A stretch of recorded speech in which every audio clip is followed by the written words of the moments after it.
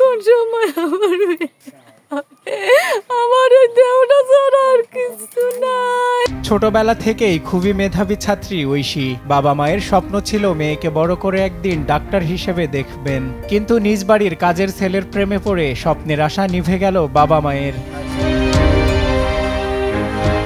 পিরোজপুরের নজিরপুর উপজেলার শ্রীরামকাঠি ইউনিয়নের নুলতলা গ্রামের লিটন মণ্ডলের মেয়ে ঐশী। তাদের বাড়ির কৃষিকাজ করতেন সুজিত শিকারীর ছেলে নয়ন। দীর্ঘদিন কাজের সুবাদে মালিক লিটন মণ্ডলের মেয়ের প্রতি কুনজর পড়ে তার। এ সময় প্রেমের ফাঁদে ফেলতেও সক্ষম হয় নয়ন। 2 মার্চ স্কুলে যাওয়ার পথে নয়ন সহ আরও কয়েকজন বখাটে রাস্তার মাঝে আটকায় ঐশীকে। এরপর জীবননাশের হুমকি দিয়ে অপহরণ করে নিয়ে যায় তাকে।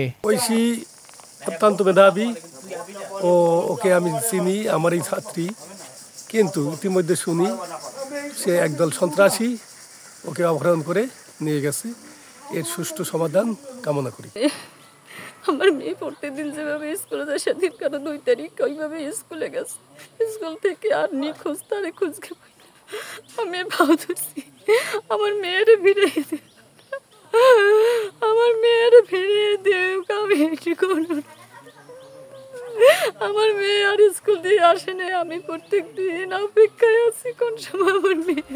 এরপর জোর জবরদস্তি করে তাকে শাখা সিঁদুর পরিয়ে সোশ্যাল মিডিয়ায় ছবি ছাড়ে ঐশী ও তার। এই নিয়ে ঐশীর বাবা লিটন মণ্ডল নয়ন সহ আরও 4 জনকে আসামি করে একটি অপহরণ মামলা দায়ের করেন। নিয়ে গেছে, আমি আর থানায় যেয়ে কোনো বিচার পাইলাম না। আমার কেসের আয়ু অনেক চেষ্টা করতেছে, ওসি ছাড়ে আমি পাশা পাইলাম না।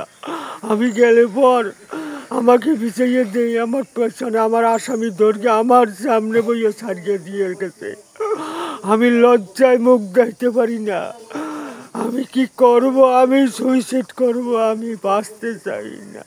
নজিরপুর থানা ওসি মোহাম্মদ আল ফরিদ ভুইয়া বলেন, নারী ও শিশু আইনে অপহরণ মামলা হয়েছে। আসামিকে গ্রেপ্তার ও তদন্ত চলমান আছে বলে জানান তিনি।